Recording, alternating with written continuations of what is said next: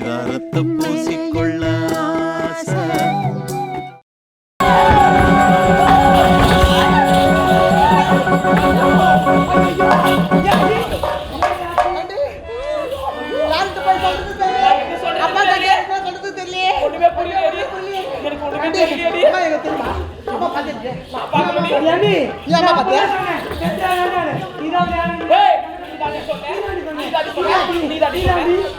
எடுத்து போனது யாருக்கு எனக்கு தெரியும்.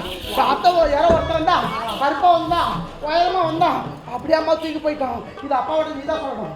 சொல்லணும்.